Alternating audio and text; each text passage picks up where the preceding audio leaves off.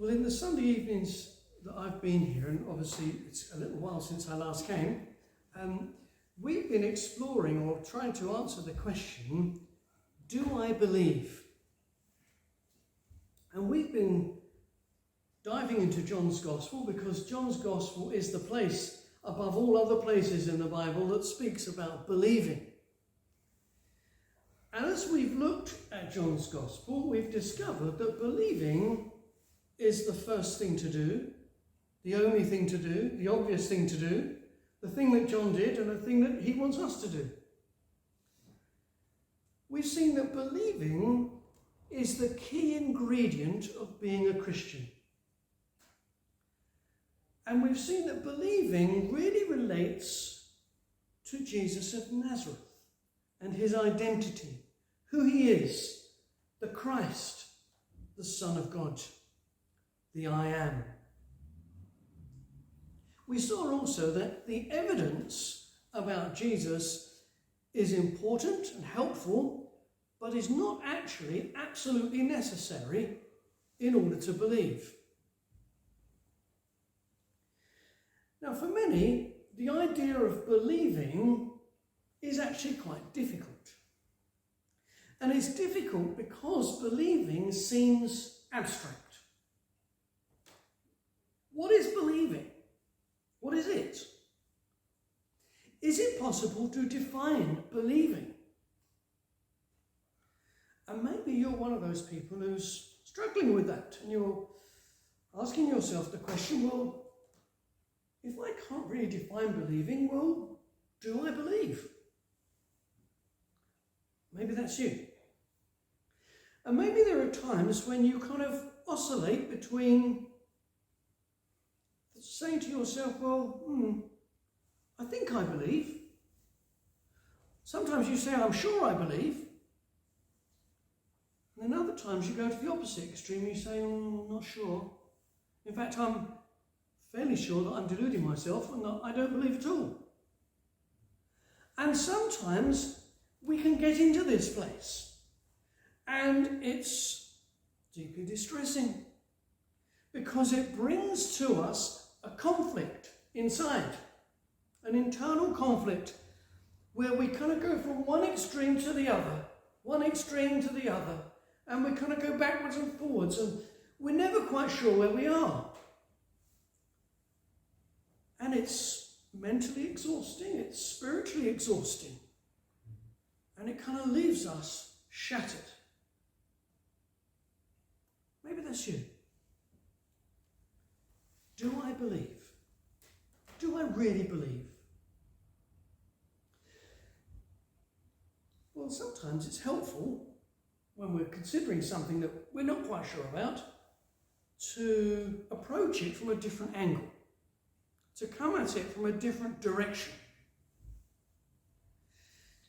And we can do that when it comes to believing. We can come at it by asking the question, what does believing actually look like in practice? What is the evidence that somebody believes? Now, John, in his gospel, is very helpful when it comes to this. And one of the things he does, I know this is a little bit technical, but I hope it's helpful to you. One of the things he does is he writes in parallel phrases. So he'll say phrase 1, then he'll say phrase 2. And the second phrase, although it's parallel to the first, is kind of slightly offset. And the reason he does so is because phrase 2 is helping to explain phrase 1 and to enlarge upon it and expand upon it. So we could illustrate. We could say, the Principality Stadium is a landmark in Cardiff city centre. Phrase 1. Phrase 2, the 74,000-seater sporting venue is run by the Welsh Rugby Union. Now, what have we done? We've made 2 phrases and we've expanded on the Principality Stadium so that we now know it's a 74,000-seater sporting venue. Can you see there's two parallel things going on, and one of them is explaining the other. So we get a bit more understanding. Now, John does that 3 times in his gospel in relation to believing. And it helps us to understand what believing is. And I want us this evening to explore the first of these parallel phrases.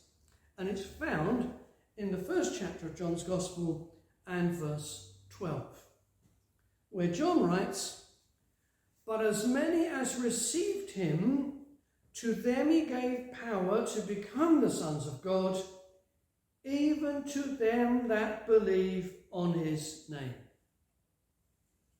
What's John doing here? He is equating believing with receiving. Now, if we're going to understand the impact of what John is saying, we need to see the context in which he sets it in verses 10 and 11. And in a sense, it's quite a negative context. John comes to us with something pretty negative in order to accentuate the positive of verse 12. So if you like, in order to see the glory of the stars, we need to get the darkness of the sky. And that's what he does. The darkness of the sky is verses 10 and 11. So, let's follow John's argument. We're asking the question, do I believe? And the subsequent question is, what does believing really look like in practice? So, first thing then, which is negative. Rejecting is the opposite of believing. Rejecting is the opposite of believing.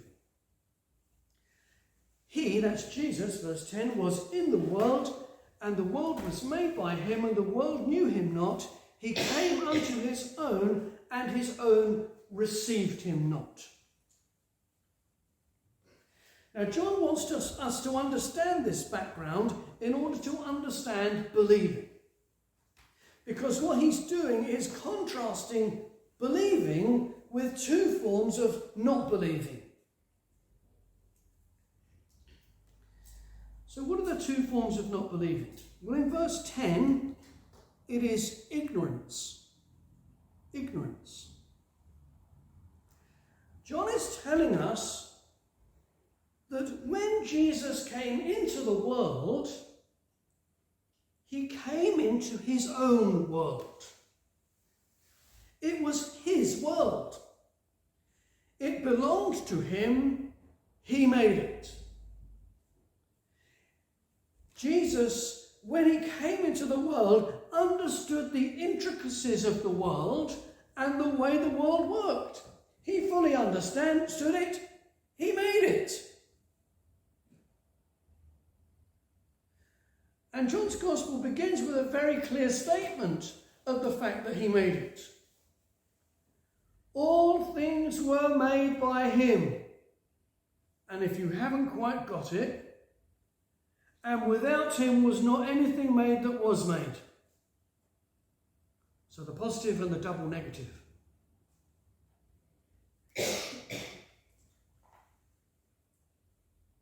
And this word that made all things became flesh.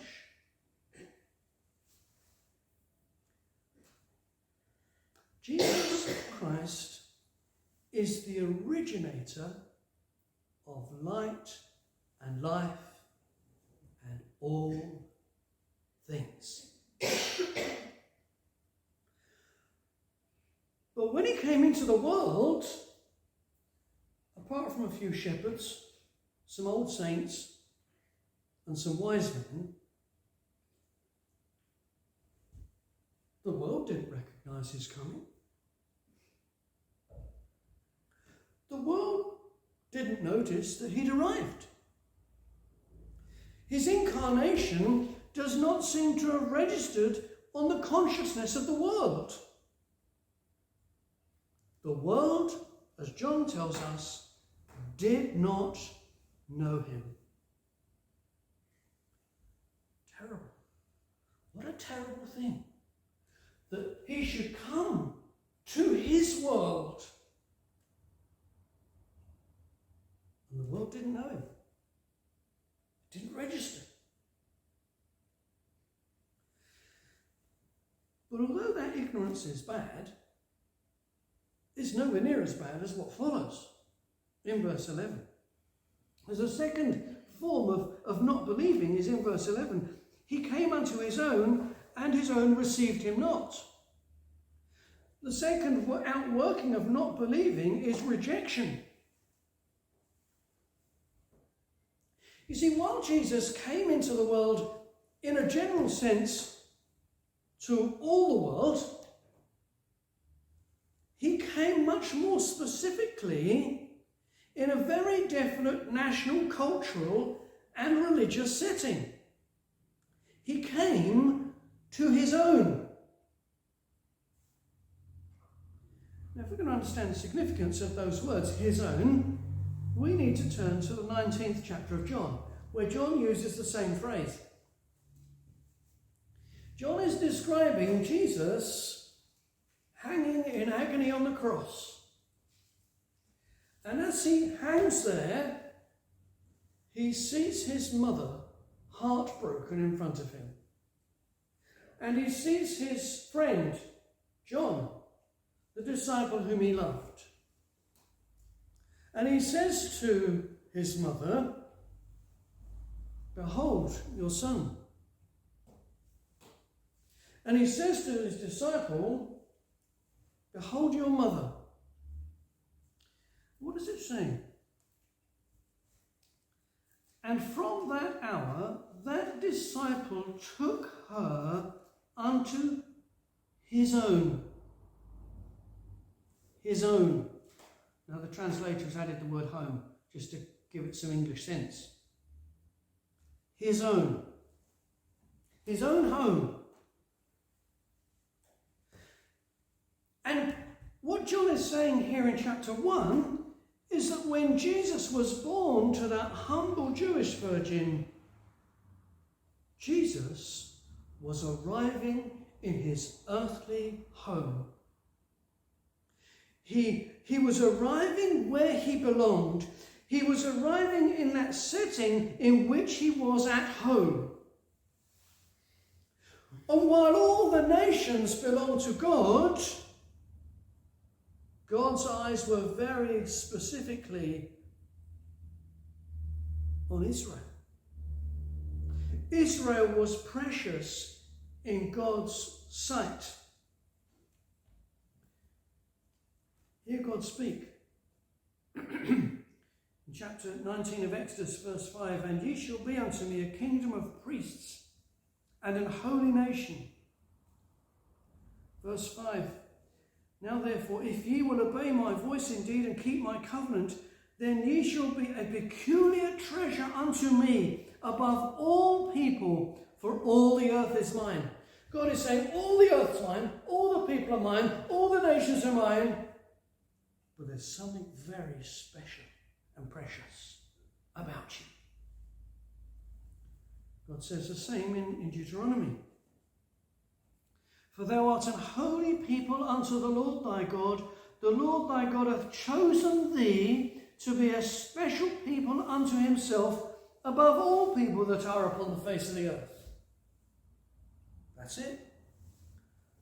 The Jewish nation were a special people to God. Why? They were promised to Abraham by God.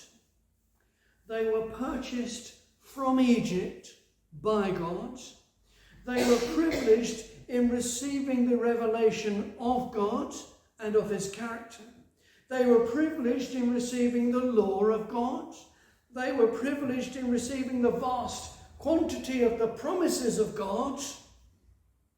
They were privileged in being selected to be the instrument of bringing the blessing of God to the nations. They were privileged because to them was promised the Messiah of God.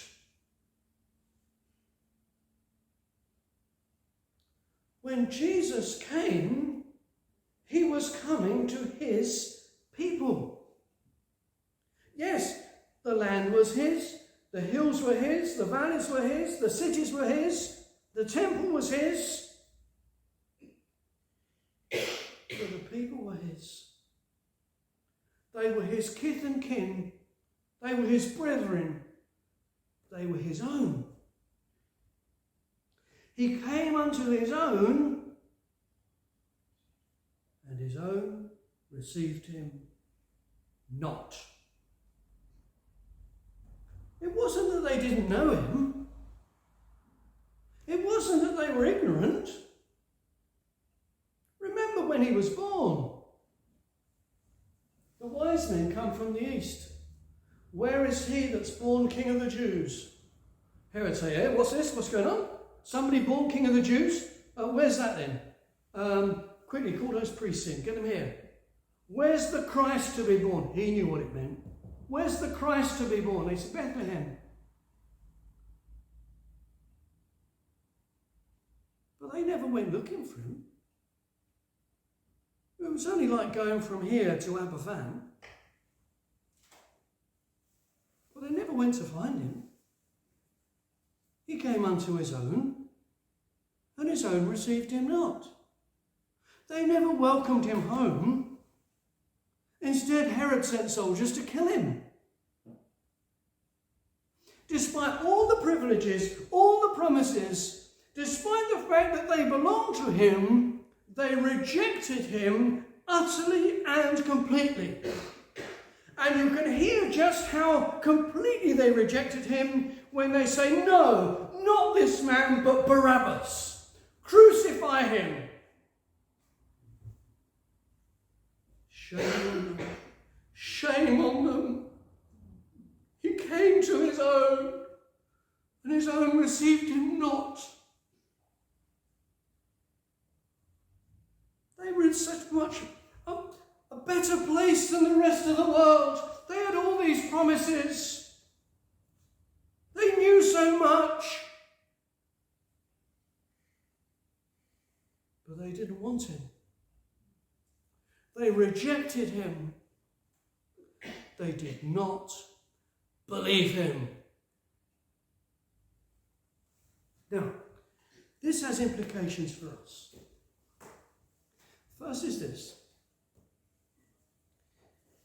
It's difficult for the world to believe Jesus if it doesn't know the facts. Ignorance of Jesus is an eternal disaster.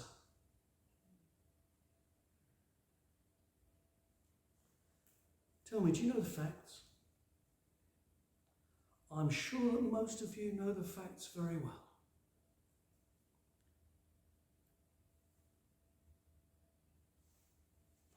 But have you rejected him?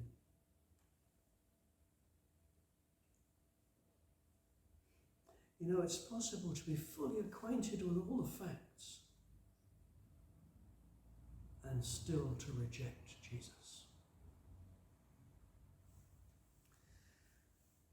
And knowing the facts and rejecting Jesus is a most shameful thing to do. Would we be right in saying it's an unforgivable sin? Listen to Jesus. Woe unto thee, Chorazin! Woe unto thee, Bethsaida! For if the mighty works which were done in you had been done in Tyre and Sidon, they would have repented long ago in sackcloth and ashes. But I say unto you, it shall be more tolerable for Tyre and Sidon in the day of judgment than for you. And thou, Capernaum, which art exalted unto heaven, shall be brought down to hell. For if the mighty works which have been done in thee had been done in Sodom, it would have remained unto this day. But I say unto you that it shall be more tolerable for the land of Sodom in the day of judgment than for thee. What's Jesus saying? He says, Bethsaida, Chorazin, Capernaum, you have been so privileged with at the facts.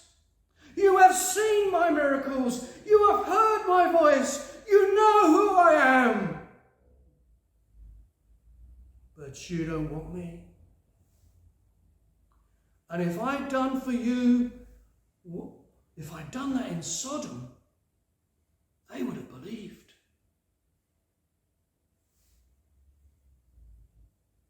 Rejecting Jesus while knowing the facts is a most terrible thing to do. We will bear that guilt forever. Rejecting Jesus is a sure sign that we do not believe him. We might appreciate what he said. We might know what he said. We might consider his words to be amazing. We might look at his life and go, wow, I wish I could live like that. We might read of his death and be moved by it. We might see his resurrection and say, well, that is simply astounding. And still reject him. Because actually, we don't believe him. So that's the first point. I know it's very negative, but we need to understand that before we flip the coin and look at the other side. So let's do that. So we've said that rejecting is the opposite of believing. Now we need to see, verse 12, that receiving is the essence of believing. Receiving is the essence of believing. Let's read verse 12 carefully. But as many as received him, Jesus, to them he, Jesus, gave power to become the sons of God, even to them that believe on his name. What's he saying? He's saying that to receive Jesus is to believe on his name. Receiving is believing. Believing is receiving. And therefore, if we want to come at it from another angle and say, what does believing look like? Well, let's ask this question. What does receiving look like? Because we're seeing the same thing, just called something different. So what might we receive? Well, we might receive information. I don't know whether you're the sort of person that loves information. Watch the news or whatever it is, you're kind of feeding yourself with information. Yeah, but Jesus came to bring information of an entirely different nature and on a different level. Jesus came with the words of the Father. Jesus came with the revelation of the Father. Jesus came to bear testimony to everything that he had heard and seen and received from the Father. That's how he puts it to Nicodemus in chapter 3. He says, Verily, verily, I say unto thee, we speak that we do know, and testify that we have seen, and ye receive not our witness. And then later on in the same chapter, and what he hath seen and heard, that he testifieth, and no man receiveth his testimony. He that hath received his testimony hath set to his seal that God is true. We can receive information. Now, I don't know whether any of you have ever been on jury service. I don't know. I don't know whether I'm fortunate or not to have never done it. But somebody who's working for me is about to go on jury service. And what do you do as a juror? Well, you sit there and you weigh up the testimony. You weigh up the witness. You weigh up the information that you are receiving. And you might say, well, this witness, I'm not quite sure I'd get by that, but this witness, none of that makes sense. And to receive the witness is to accept that this witness is true and accurate. It's an accurate account of what actually happened. It's to believe it. It's to assent to it. And Jesus comes as a witness, to bear witness to the Father.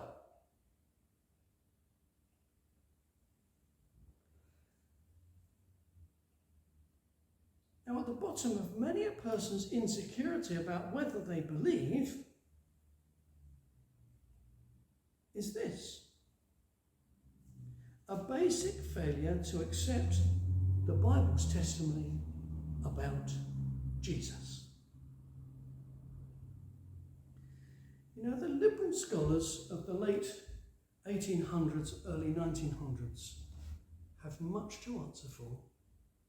I fear for them on the day of judgment, for the damage they have done to the church.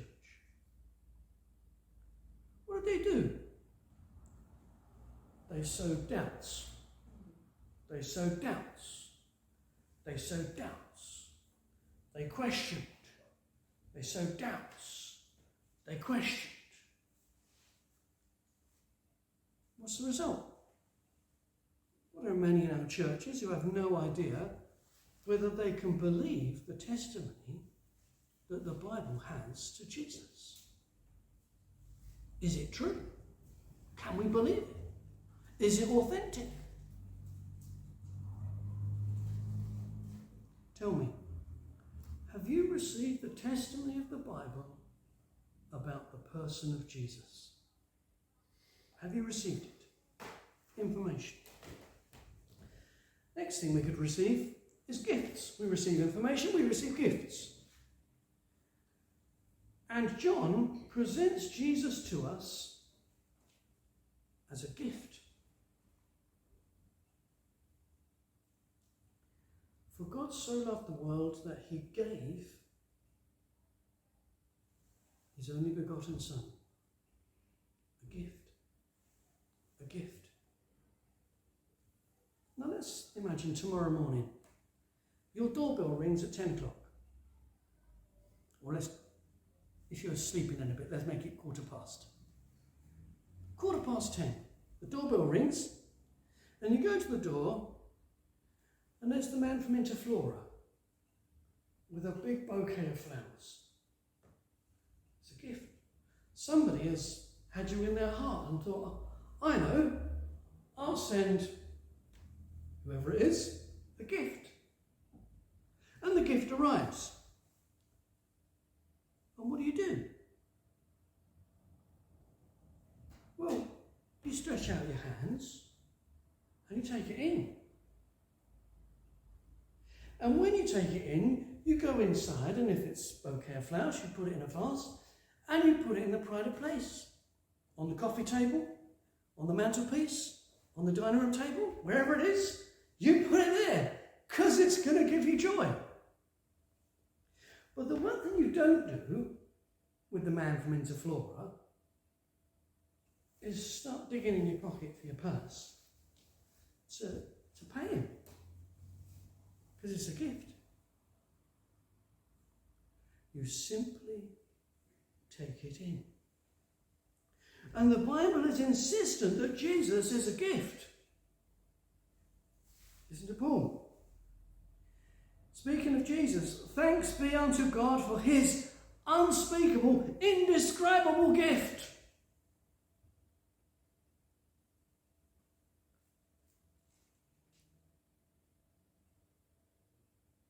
I live by the faith of the Son of God who loved me and gave himself for me. That's why we sung that hymn. Blessed be God our God, who gave for us his well-beloved Son, the gift of gifts, all other gifts in one. Blessed be God our God. Jesus. Jesus is God's gift to us. Do you believe him? Well, have you received him? Have you taken him? With open arms, say, Jesus, yes. I'll have you. Listen, you can't believe Jesus and leave him on the doorstep. You can't believe Jesus and go back inside without him. If you've never done it before, my friends, stretch out your hands and receive Jesus into your soul. That is believing. Don't try to pay for him. You'll never afford it. Even if you had King Charles' wealth, you couldn't afford it. Don't try to deserve him. You'll never deserve him. He is God's gift. Take him in, and put him in the pride of place in your heart. To believe Jesus is to take him in. But what else might we take in? We take in information, we take in gifts. Sometimes we take in people. People. Now, later on in John's Gospel, we see the disciples. They're out on the boat and the wind is blowing and it's hard work getting to where they want to go. And Jesus comes walking to them on the water and they're afraid. They think they've seen a ghost. Jesus says, don't be afraid, it's me. It's all right, it's me. Don't worry, it's me. What does it say? They willingly received him into the ship. That's what they did. Come on then, Lord, get in. Don't keep walking on there. Get in, come on. Come in, join us. They received him. Now imagine tonight, you go home from the chapel and there's a knock on your door. Huh? Who's knocking on my door at this time of the night? And you look out, I don't know whether you've got one of those peepholes or you look out through the window and there's a friend that you haven't seen for years stood on your doorstep. They were passing by and they thought, oh, I know what, I'll just call in on them. And there they are. What are you going to do if you receive them? Well, you go to the door, you undo the catch, you take the chain off, you undo the bolt, whatever else you've got on the back of your door, I don't know. You undo it all, and you swing the door open, you say, come in, come in, come in. Come on, make yourself at home. Sit down in the best chair. Just here. Sit. What can I get you to eat? What can I get you to drink? Come in. You make them at home. How's it going, you say? What's the news? And that's what Jesus does to us. He comes knocking on our door. He does it to us as individuals. He does it to us as churches. Behold, I stand at the door and knock. If any man hear my voice and open the door, I will come into him and sup with him, and he with me. Believing Jesus is to open the door to him. It's to welcome him in. Listen, if you hear Jesus knocking, you can't believe and hide behind the curtains pretending he's a Jehovah's Witness. No. You must open the door and say, come in, Lord. Come in.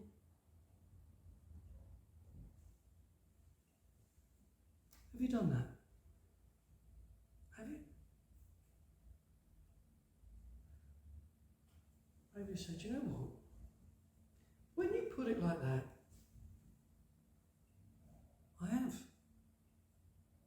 I have opened the door to Jesus. I have welcomed him in. I have given him pride of place. You know what that means, don't you? That means you believe. That's what it means. You do believe after all.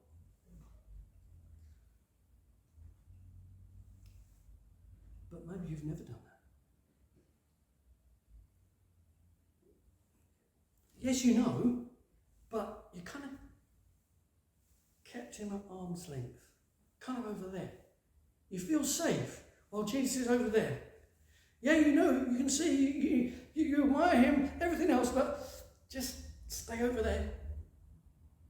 That's not believing. Not believing. You can't be standoffish with Jesus and believe him. And your heart will never be happy when you keep him at arm's length. Listen, my friend, open the door to Jesus Christ. Say, Lord, come in, come in. Tell him that all is his. Tell him to come in. Tell him to be at home. Treat him like the royalty that he is. Make everything available to him. Say, Lord, it's all yours. Do you believe? Let's put it another way. Have you received him? Because believing is receiving.